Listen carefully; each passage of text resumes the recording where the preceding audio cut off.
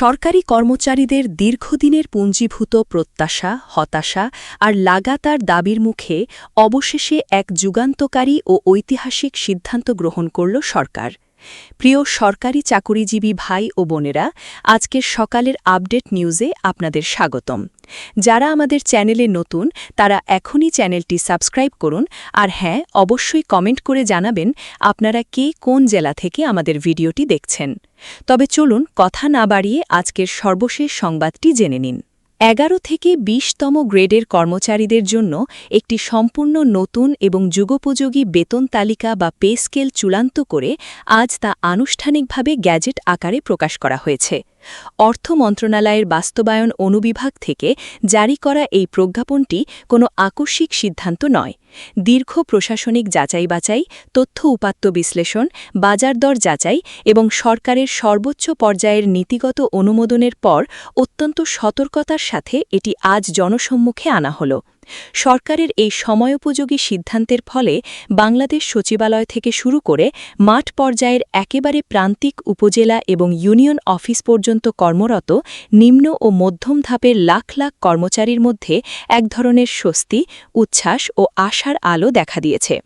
বিশেষ করে বর্তমান বিশ্ব অর্থনীতির চরম অস্থিতিশীলতা, ডলারের মূল্যবৃদ্ধি এবং দেশের অভ্যন্তরীণ বাজারে নিত্যপ্রয়োজনীয় দ্রব্যের ঊর্ধ্বগতির এই অত্যন্ত কঠিন ও চ্যালেঞ্জিং সময়ে নতুন বেতন কাঠামোর এই বাস্তবায়নকে একটি অত্যন্ত যুগান্তকারী, সাহসী এবং মানবিক পদক্ষেপ হিসেবে দেখছেন অর্থনীতিবিদ ও সংশ্লিষ্ট মহলের একটি বড় অংশ।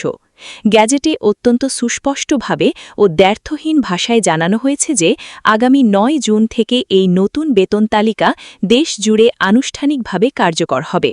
ওই ঐতিহাসিক দিন থেকেই নতুন হারে মূল বেতন এবং এর সাথে সংযুক্ত অন্যান্য সকল আর্থিক সুবিধা প্রাপ্তি নিশ্চিত হবে বলে প্রজ্ঞাপনে উল্লেখ করা হয়েছে।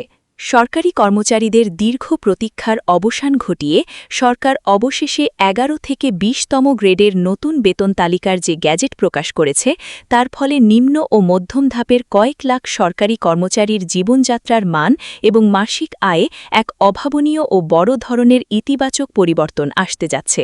প্রকাশিত গ্যাজেটের পাতা বিশ্লেষণ করে দেখা যায়, আগামী ৯ জুন থেকে এই নতুন কাঠামো আনুষ্ঠানিকভাবে কার্যকর হলে কর্মচারীদের মূল বেতনের ভিত্তি অনেকটাই মজবুত হবে। নতুন এই তালিকায় প্রতিটি গ্রেডের জন্য অত্যন্ত সুচিন্তিতভাবে বেতন নির্ধারণ করা হয়েছে। গ্যাজেট অনুযায়ী ২০তম গ্রেডের একেবারে এন্ট্রি লেভেলের কর্মচারীদের সর্বনিম্ন মূল বেতন নির্ধারণ করা হয়েছে ১০,৫০০ টাকা। এরপর ক্রমান্বয়ে উপরের দিকে ১৯তম গ্রেডের কর্মচারীদের জন্য মূল বেতন নির্ধারণ করা হয়েছে ১১,০০০ টাকা। ১৮তম ক্ষেত্রে এই বেতনের অঙ্কটি হল ১১,৮০০ টাকা এবং ১৭তম গ্রেডের কর্মচারীরা এখন থেকে মূল বেতন পাবেন ১২,৫০০ টাকা। এর পাশাপাশি ১৬তম গ্রেডের কর্মচারীদের মূল বেতন নির্ধারণ করা হয়েছে ১৩,০০০ টাকা, ১৫তম গ্রেডের জন্য বরাদ্দ করা হয়েছে ১৩,৮০০ টাকা এবং ১৪তম গ্রেডের মূল বেতন ধরা হয়েছে ১৪,৫০০ টাকা। কাঠামোর আরেকটু উপরের দিকে তাকালে দেখা যায় ১৩তম গ্রেডের কর্মচারীদের মূল বেতন নির্ধারণ করা হয়েছে ১৫,৮০০ টাকা এবং ১২তম গ্রেডের জন্য মূল বেতন ১৬,৬০০ টাকা। সর্বশেষ এই তালিকার শীর্ষ ধাপে থাকা ১১তম গ্রেডের কর্মচারীদের জন্য মূল বেতন ১৭,৫০০ টাকা নির্ধারণ করে এই পূর্ণাঙ্গ গ্যাজেটটি অত্যন্ত নিপুণভাবে সাজানো হয়েছে। তবে স্মরণ রাখা প্রয়োজন, এটি কেবল কর্মচারীদের মূল বেতন বা বেসিক পে। এখানেই তাদের প্রাপ্তির শেষ নয়। এই বর্ধিত মূল বেতনের পাশাপাশি নিয়ম অনুযায়ী প্রচলিত হারে বাড়ি ভাড়া, চিকিৎসা ভাতা, যাতায়াত ভাতা, টিফিন ভাতা, সন্তানদের শিক্ষা ভাতা এবং ক্ষেত্রবিশেষে ঝুঁকি ভাতা সহ অন্যান্য সকল আর্থিক সুবিধা যুক্ত হওয়ার ফলে মাস শেষে কর্মচারীদের ব্যাংক অ্যাকাউন্টে জমা হওয়া মোট বেতনের অঙ্ক আগের তুলনায় উল্লেখযোগ্য হারে বৃদ্ধি এবং দৃশ্যমানভাবে বৃদ্ধি পাবে। সরকারের নীতি নির্ধারক এবং অর্থ মন্ত্রণালয়ের দায়িত্বশীল কর্মকর্তারা জানিয়েছেন যে বর্তমান বৈশ্বিক ও স্থানীয় বাজার পরিস্থিতি, ক্রমবর্ধমান মূল্যস্ফীতি এবং সাধারণ জীবনযাত্রার ব্যয় বৃদ্ধির কথা গভীরভাবে মাথায় রেখেই এই মূল বেতনের নতুন স্তরবিন্যাস করা হয়েছে। বিশেষ করে প্রান্তিক পর্যায়ের কর্মচারীরা যাতে তাদের পরিবার পরিজন নিয়ে ন্যূনতম একটি মানসম্মত ও সম্মানজনক জীবনযাপন নিশ্চিত করতে পারেন, ঠিক সেই সামাজিক ও মানবিক দায়বদ্ধতার জায়গা থেকেই 11 থেকে 20তম গ্রেডকে সর্বোচ্চ অগ্রাধিকার দিয়ে এই গ্যাজেটটি সবার আগে প্রকাশ করা হয়েছে। আগামী 9 জুন থেকে কার্যকর হতে যাওয়া এই নতুন তালিকার ফলে সরকারের কোষাগার থেকে প্রতি মাসে একটি অনেক বড় অঙ্কের অর্থ অতিরিক্ত হিসেবে এই খাতে ব্যয় হবে। তবে অর্থ বিভাগ দেশবাসীকে নিশ্চিত করেছে যে এই বিপুল ব্যয়ের জন্য প্রয়োজনীয় অর্থের সংস্থান ইতিমধ্যে জাতীয় বাজেটে থোক বরাদ্দ হিসেবে রাখা হয়েছে, ফলে এটি সামষ্টিক অর্থনীতিতে কোনো আকস্মিক নেতিবাচক প্রভাব ফেলবে না। অনেকের মনেই প্রশ্ন জেগেছিল উচ্চপদস্থ অধিকারীদের বেতনের কি হবে। এই গ্যাজেট মূলত 1 থেকে 10তম গ্রেডের কর্মকর্তা পর্যায়ের বিষয়ে সরাসরি কোনো বেতনের অঙ্ক প্রকাশ করেনি। তবে 1 থেকে 10তম গ্রেডের কর্মকর্তাদের হতাশ হওয়ার কিছু নেই। তাদের জন্য একটি বড় সুখবর দিয়ে ওই একই প্রতিবেদনে জানানো হয়েছে যে প্রথম শ্রেণী এবং অন্যান্য উচ্চতর গ্রেডের অধিকারীদের নতুন বেতন কাঠামোর কাজ বর্তমানে একেবারেই চূড়ান্ত পর্যায়ে রয়েছে।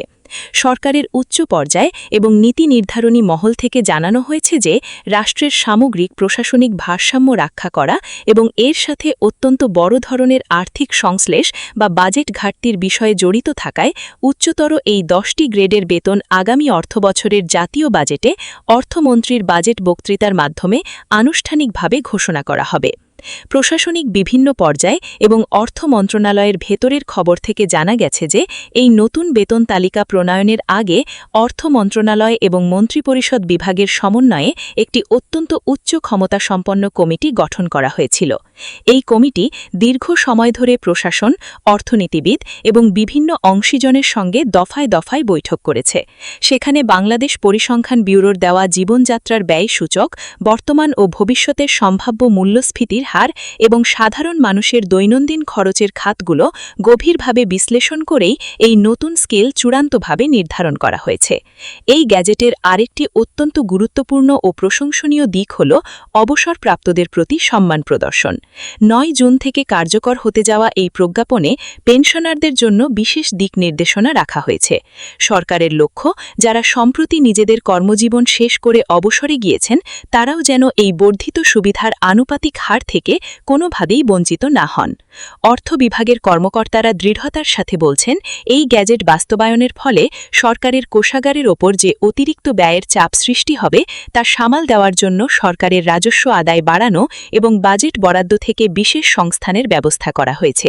সর্বোপরি এই পদক্ষেপটিকে কেবল একটি সাধারণ বেতন বৃদ্ধি হিসেবে দেখা হচ্ছে না, বরং এটিকে প্রজাতন্ত্রের কর্মচারীদের কর্মস্পৃহা বৃদ্ধি, দুর্নীতি হ্রাস এবং রাষ্ট্রের সামাজিক সুরক্ষা বলয়কে আরও শক্তিশালী করার একটি দৃঢ় সরকারি অঙ্গীকার হিসেবেই বিবেচনা করা হচ্ছে। ভিডিওটি খুবই জরুরি, তাই দয়া করে সবার সাথে ভিডিওটি শেয়ার করতে ভুলবেন না। আর নতুন ভিডিও আপডেট পেতে এখনই চ্যানেলটি সাবস্ক্রাইব করুন।